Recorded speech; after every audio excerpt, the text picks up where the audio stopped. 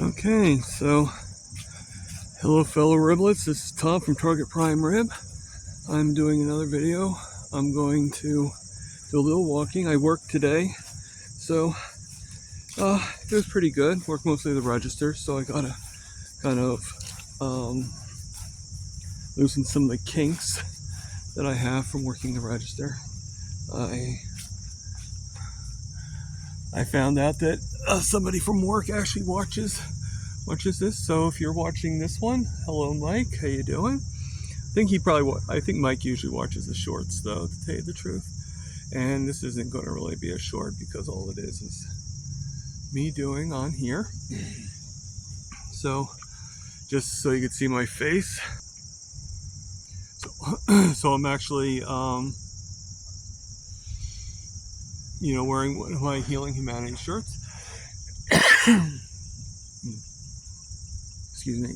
So things are starting to heal. Things are starting to get better for me. As you can tell, the beard's growing back. I told you it was going to be growing back. It doesn't take long for me to, I just shave and then it comes back. So what are you going to do? Nothing I can do. So if I can't do anything, what are you going to do? So that's enough of sitting on the bench. As you can see, I'm not really doing the bench for too long anymore. So, so we'll start walking. So I got two great interviews coming up. I got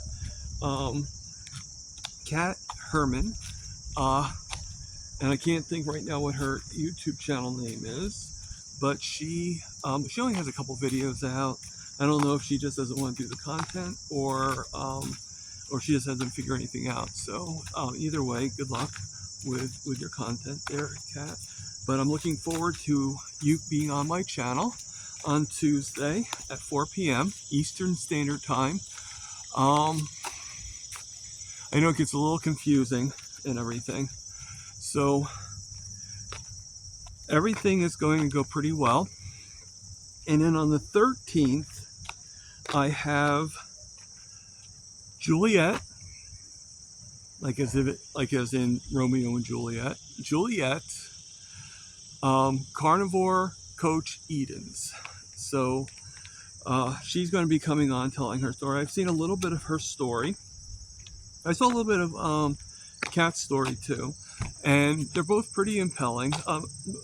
Let me interrupt myself for a second there. I think most, if not all, the stories that we hear are compelling in their own way, of different reasons, different things. I don't think any of us would even consider being here if we didn't have something that kind of shocked us into it. Some kind of like, oh my God, my life would be so much, I think something had to make us want to not only become carnivore, but to stick with it. One of the reasons why I think that is because there are some people that go do carnivore because they want to lose weight. And that's their only reason of why they do carnivore. They think that it's going to help them lose weight and that's it. But the thing is carnivore doesn't always get you to lose weight right away. Okay, if you do lose any weight, I'm still not fully, as you can see, I've lost a lot of weight. Yes, in my opinion, I'm doing very well. But if we were to go by, the statistics of me actually losing weight, it probably wasn't as quick as I would have liked. But since my focus wasn't to lose weight, I'm not worried about that concept. If that makes any sense, I don't know. So I'm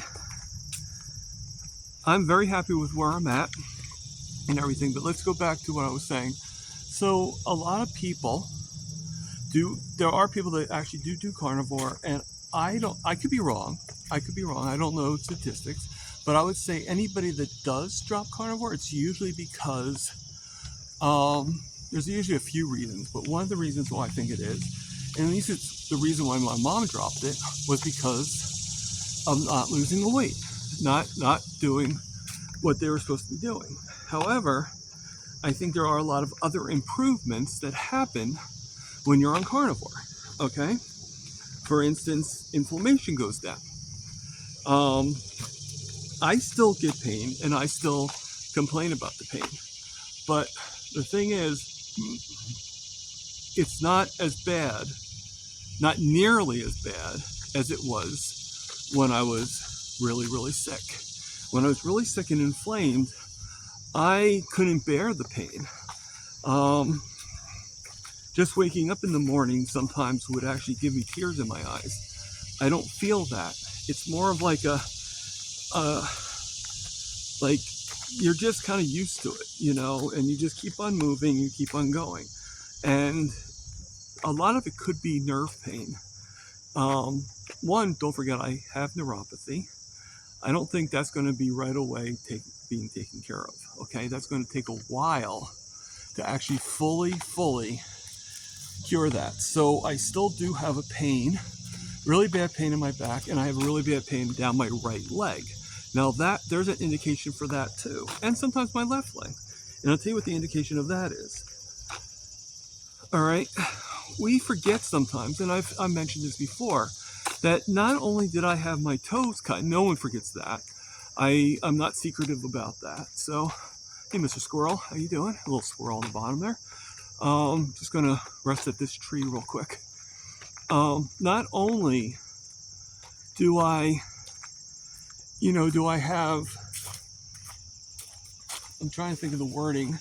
See, here's the tree right here. Oh, sorry. There's the tree right there. See? That's all I do to lean on it. I just lean on a little bit, not hard because the bar kind of hurts my hand, but just a little bit, and that's it. Okay. So that being said, okay. So I think a lot of people, they do. I think they go by the weight loss, but going back to the pain. So I have the pain, but and I'll have to, when I get to the bench, I will rest for a little bit longer than just a few seconds. I just rested. All right. I think the reason why I rest now is because the pain does do one thing. Okay, it makes my breathing a little heavier, and I think the breathing is actually a good thing. I think if I checked my sugars right now, they'd be lower than what they are because the walk does help bring down my sugars. Now my sugars haven't really gone over 165, in like almost 5 days since I stopped doing what I was doing. I've been kind of keeping it secret, slowly telling of different things going on. But when I get to the bench, we'll talk more about it. Okay. Okay. So here we are. We're at the bench. See how technology works? Okay. So I know there's gonna be a lot of shaking because the way I'm holding this phone. All right. So I'm gonna actually. All right. So right now the park is pretty quiet and everything, but it's a beautiful day out. So I'm going to clarify some things, and I don't want to. Please, I don't want to. Believe me. Excuse me. Believe me, I do not want to. But I I basically, as you all know, I had very bad stomach issues. I was, at first it just started with a bad discomfort, and then I started having to do the apple cider vinegar a little bit more, and then all of a sudden, what happened was I start throwing up in the morning when I would wake up, and I had and yes, a little FYI there, carnivore FYI, so to speak, but I basically I already knew what it felt like, and it felt like I was getting back my gastroparesis, basically. So I would go back and forth with the not eating and stuff like that for about 4.5, 5 weeks. And I talked to a friend, and I'm not going to really call him out, because even though I feel the advice was good advice, I just, and if he wants to reveal who he is, that's fine. But I'm putting this out there. I was gonna be quiet about it, and I asked him not to say anything. I was gonna be quiet about it. But the thing is what was causing my issue, and I still I did the advice from a great doctor. I did the advice from a good friend. That'd be good, but it didn't work for me. Okay. And what I'm talking about is the Mounjaro. The Mounjaro did not work for me. All right. It wasn't a matter of it doesn't work for a lot of people. It probably does work for a lot of people. But the problem I had is I had a history of gastroparesis and stomach issues. Very, very bad stomach issues. Okay. They were still buried down. Like, I got it under control, was still buried down. And the Mounjaro caused the stomach issues to come back. Now, I'm still having to go to the bathroom, but, hold on, sorry about that. Lady walking her dog and don't know who she is, so I turned off the camera. So, there's a lot of people that the Mounjaro probably works very well from. And I think the gesture was very, very good. And I'm grateful that I was thought of to be helped, to be in that way. But what's not known though is when I Googled it, which is something I should have done. So before anybody says I didn't do the research, you're right. I should have done some Google research and everything. I was very trusting, and I learned. Okay, I learned my lesson. If you want to put in the comments that I should have looked, okay, put them in the comments. It's kind of irrelevant. It's a moot point at this point.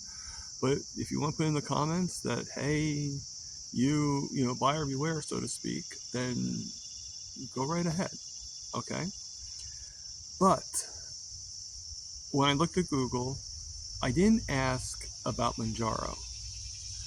I asked Google, what is the most common what is the most common side effect of a GLP-1 medication, including Mounjaro, including any GLP-1. And the first thing that was said was stomach upset, diarrhea, throwing up, nausea, pretty much the same symptoms of gastroparesis. And, I actually did, before I did, I talked to Dr. Nelson, and he advised me to talk to my doctor. Okay, now I knew the Mounjaro, he even said, it could be the Mounjaro. You're absolutely right. It is very possible. Okay. And to talk to my doctor.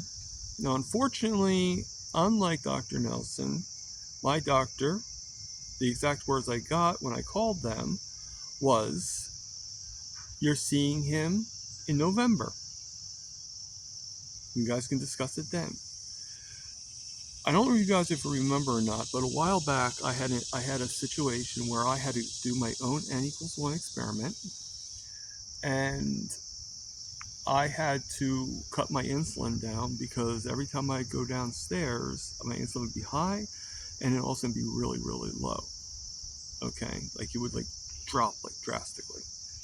And another doctor from SBG was saying that he thinks it might be that I might be more sensitive now, and that I don't need as much insulin as I did before.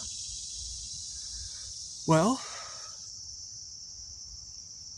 when I asked my doctor about it, they were like, well, you're seeing your doctor in about 3 months, so you could talk about it then. Well, think about that for 1 second. 3 months for me to wait before I would lower my insulin levels, okay, and keep on dropping, and the only, why they did that, because they expected me to eat the carbs and to go off my diet. That's what they were expecting. They're like, oh, well, go off, no, this is helping me. I'm trying to get rid of the diabetes. Why would I try to make it where I'm going to keep on having insulin? So I did the N=1 experiment, and I cut my insulin in half. Now, the doctor eventually the other day, after about 3-4 months, okay, the endocrinologist, she actually did cut my medication down from 14 units to 8 units. Okay. Now I do wait until my sugars are a certain level before I actually do take my insulin, because I'm trying to get that resistance in there. So I don't really take any insulin now. It's like maybe once a day I take my insulin, and that's it. Maybe twice at the most. But that's after I took out the Mounjaro. Okay, that's in the past few days. My stomach issues are not nearly as bad. I'm not throwing up anymore. Okay, I don't have the diarrhea as bad anymore. I still go, don't get me wrong, but I'm not going uncontrollably. I'm not having issues. I'm not having problems. I think my stomach's gone down even after the Mounjaro. So I don't think the Mounjaro is really a problem. But to go back to, so he said to talk to my doctor, and they pretty much responded with, well, when you see your doctor, just talk to him then. Well, I can't wait. I had stomach issues, and I was about 99% sure that it was the Mounjaro. I had confirmation from other people, okay, to at least agree of the possibility of it. And Google even confirmed that it was a possibility of it being that. So I had to do another N=1 experiment on myself. I had to stop doing the Mounjaro. I stopped taking it last Tuesday. It'll be 1 week tomorrow that I haven't taken Mounjaro, and my stomach it still has, like I said, it still has some grumbling, it still has some, but I no longer feel like I'm going to throw up. I no longer have that feeling in the morning. I wake up fine. I don't feel like I'm not calling out of work at this moment. I do feel very much pain in my leg, but that has nothing to do with my stomach issue. At least I don't think it does. Okay. So, you just basically, and sometimes think about it. I did an N=1 experiment by getting the Mounjaro, by saying, hey, you know what? I think I'll try it, because based on advice, based on opinion, based on this. And there were a lot of people out there, you guys, that didn't really like the idea that I was doing it, but I was doing it for my diabetes. I wasn't doing it for weight loss. I don't do this stuff for weight loss, okay? And I know I brag about the weight I've lost and stuff like that. I get that, but it's not about the weight loss. Okay, I am happy that I'm losing weight. I haven't felt like this in a long time, and I know that I'm just going to keep on getting better. And I know I'm going to pretty much get the shape that I should have had, when I was in my 20s and everything. But but I'm improving every day. There's always improvement, and it's one of the reasons why I want to get better equipment, because as I improve, I need to have the better equipment to show that proof. I mean, I'm trying to run, but it's hard with these shoes and everything like that. But if I can get the better shoes, and I can get it to where my feet will allow me to do, I can feel the possibility, but the shoes make it hard. It's really hard to explain what I'm talking about. No one seems to really understand, and that can be a little frustrating, and you tend to give up when you can't get people to understand with what you're saying. But I just feel like I'm on, I guess you could say that I'm walking on a cloud, and the cloud is kind of cushioning my feet so much that I don't feel grip into the ground. I guess that's a good thing to say, that I don't feel gripped. I don't feel grounded enough to run. I feel a little too, and it's just very hard to get that balance in and stuff like that. So, so everything is really good. Okay, I'm feeling very, very good. I have adopted back in and probably help my stomach get back into order, and I think it's working, even though I just started yesterday. And I actually thought about it 2 days ago, but the reason why I didn't start it not 3 days ago, I thought of it. I was going to do it 2 days ago, but I did it yesterday instead, and on to today. I'll tell you why. Because, and it's a simple reason, okay? By doing yesterday being the fast on the 7th, me eating today on the 8th, okay? If I do this every other day, that means all the odd days are fast days. I mean, all the odd days are fast days, and all the even days are eat days. Now, granted, it would also depend on how many days there are in the month, and that would probably make a little bit of a difference so I had to configure that finding, because if there's 30 days in a month, then obviously you could go right into the next month and keep on going. But if there's 31 days, that's 2 odd days in a row. So, that can actually stick to a problem. But I definitely plan on doing it for the next one. So sometimes I don't think of things until while I'm doing these videos or while I'm just talking about it, so now I'm thinking about it. But I definitely am going to do it through September. I may do it through October.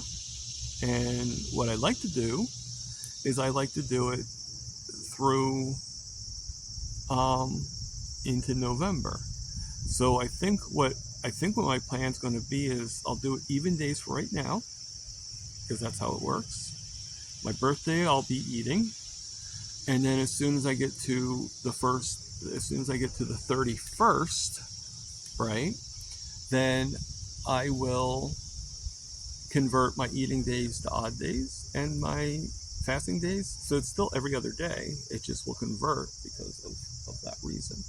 So I know it's like, what?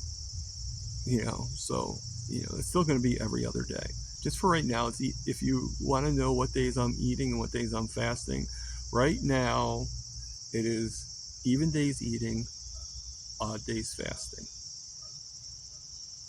Okay, so it's going to be every other day. It'll give my stomach enough time to rest. Now, when I do eat, right now I will be eating 3 meals. As soon as I get home, I am going to make either some nice lamb chops, or I'm going to make myself a nice steak. And yes, I am incorporating 1 carb. I do have my pickles, so I'm going to do that. This morning, after I got home from work, I worked from 6 to 10. When I got home, I actually I actually had some bacon and eggs. I have 6 eggs left, so I'll probably have bacon and eggs for my next time I'm eating, which will be today's Monday, so I'll be eating on Wednesday, or Wednesday, if you want the way it's spelled, which is making a joke. So all is good, as always. I feel great after fasting yesterday, and I feel great after eating the eggs and bacon, and I look forward to having my steak. I'm gonna try my best to cook it. I'm just gonna take some tallow. I mean, not tallow. Take some lard, put it in the frying pan, and it's been defrosting, so it's not even frozen anymore. I'm just gonna put in for like 1, like a little bit each time, you know? So, actually, I'm going to end the video right here, and why not? Let's see the action of it. All right. So as soon as you're done seeing me sear that steak,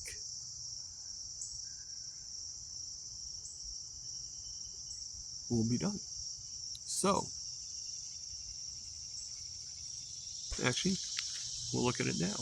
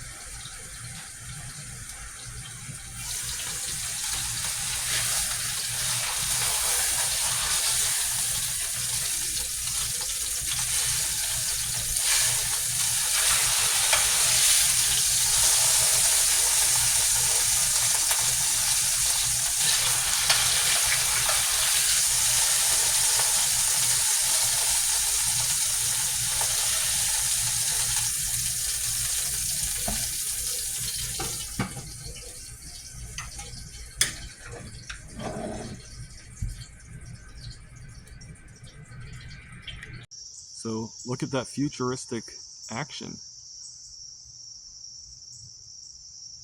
So just like I'm about to do right now, after seeing that footage, live, love, heal. And for God's sakes, people,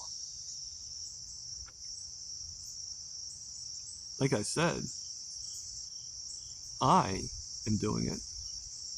Eat the meat.